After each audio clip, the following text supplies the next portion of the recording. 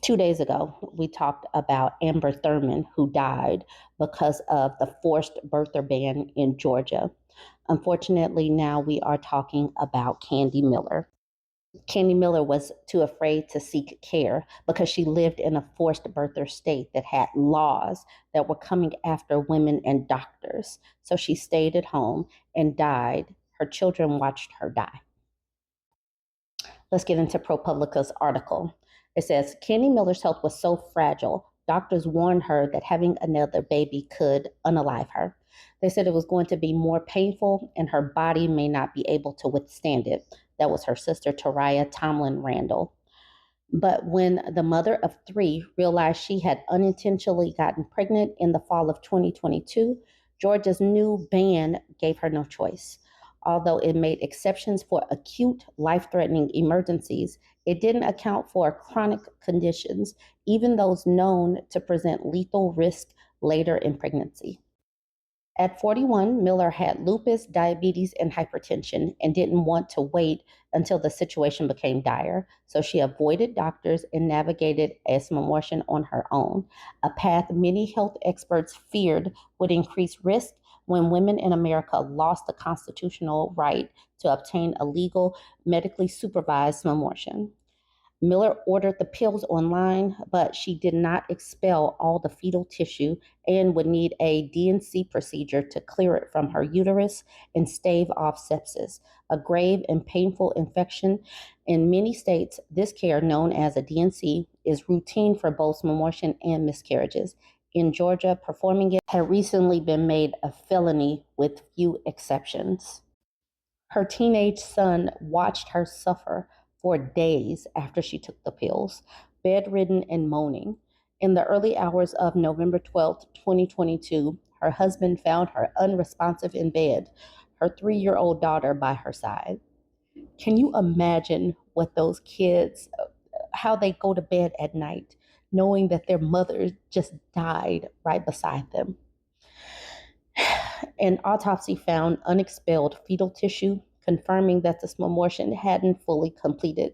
It also found a lethal combination of painkillers, including the dangerous opioid fentanyl. Miller had no history of drug use, and medical records state her family has no idea how she obtained them or what was going through her mind, whether she was trying to quell the pain, complete the mammography, or in her life. A medical examiner was unable to determine the manner of death. Her family later told the coroner she hadn't visited a doctor due to the current legislation on pregnancies and terminations. When a state committee of experts in maternal health, including 10 doctors, reviewed her case this year at the end of August, they immediately decided it was preventable and blamed the state's ban, according to members who spoke to ProPublica on the condition of anonymity.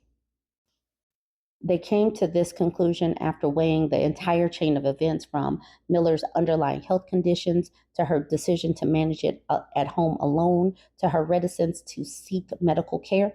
The fact that she felt that she had to make these decisions, that she didn't have adequate choices here in Georgia, we felt that definitely influenced her case. One committee member told ProPublica, she's absolutely responding to this legislation. This is the second preventable death related to mammography bans that ProPublica is reporting this week. Amber Thurman, 28, languished in a suburban Atlanta hospital for 20 hours before the doctors actually performed a D&C. And by the time they did it, it was too late and she was dead. There are almost certainly other deaths related to mammography access. Georgia's committee tasked with examining pregnancy-related deaths to improve maternal health has only reviewed cases through fall of 2022. Such a lag is common in these committees, which are set up in each state. Most others have not even gotten that far. And the crazy thing is, I'm sure that families want to come forward and they should come forward because I'm sure that there are so many more that has happened last year and this year, but this is 2022 we're doing. The details of their reviews are not shared with the public, but ProPublica obtained the Georgia's committee's summary report of Miller's death. ProPublica also reviewed death records and Miller's autopsy and spoke to her family. Her case adds to mounting evidence that exceptions to bans do not, as billed, protect the life of the mother. Harrowing stories about denied care have been at the center of the upcoming presidential election, during which the right to abortion is on the ballot in 10 states. ProPublica's new reporting makes clear for the first time that in the wake of bans, women are losing their lives in ways that experts have deemed preventable. It also underscores the reality that bans do not actually have not actually led to a decrease in terminations, but for people like Miller, they have increased degree of difficulty and risk. So here is her husband and her teenage son. No health exceptions. Miller grew up in Alabama and spent most of her adulthood in Atlanta, where she made a living braiding hair and doing nails. She had a soft spot for stray cats, nurtured a garden, and was known to break into dance at the sound of old school funk like the Commodores. At 4'9", she was a firecracker, her family said, quick to stand up for those who she loved. That included her 3 kids, who range in age from 5 to 16. But about 8 years ago, she was diagnosed with lupus, an autoimmune disease in which the body attacks healthy tissue. Symptoms include extreme fatigue, painful swollen joints, heart complications, and kidney disease. Miller experienced flare-ups of debilitating pain for which she had to seek radiation treatments. She often wasn't able to stand for long periods, and her hair fell out. It distressed her how often doctors dismissed her pain. She grew to doubt they could give her help when she needed it. Soon after she was diagnosed, she suffered a major depressive episode, Tomlin Randall, her sister, said. For months, she barely left her bed. Tomlin Randall cared for her sister's children during that time. So here she is, and then there's the sister with the short hair. There is no cure for lupus, but patients can manage symptoms with a mixture of drugs and therapy. 90% of those afflicted are women, and the condition is 3 times more common in Black women than white. Miller also has diabetes and hypertension. Those conditions layered on top of her lupus can be dangerously exacerbated by pregnancy and are highly unpredictable during both the pregnancy and the aftermath, according to the American College of Obstetricians and Gynecologists and for the Society of Maternal Fetal Medicine. Patients with those conditions are also more likely to have a pregnancy that ends in miscarriage or premature birth and are more likely to need a C-section, a major surgery that is especially hard for patients with diabetes to recover from. With support, some patients can remain stable and have healthy pregnancies, though the experience can be physically taxing and painful. In the worst cases, pregnancy with lupus can lead to high blood pressure that can quickly progress to seizures, kidney and liver dysfunction, and ultimately death.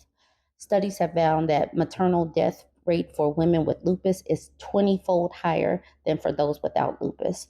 The chances of relapses and flare-ups are also high in the postpartum period.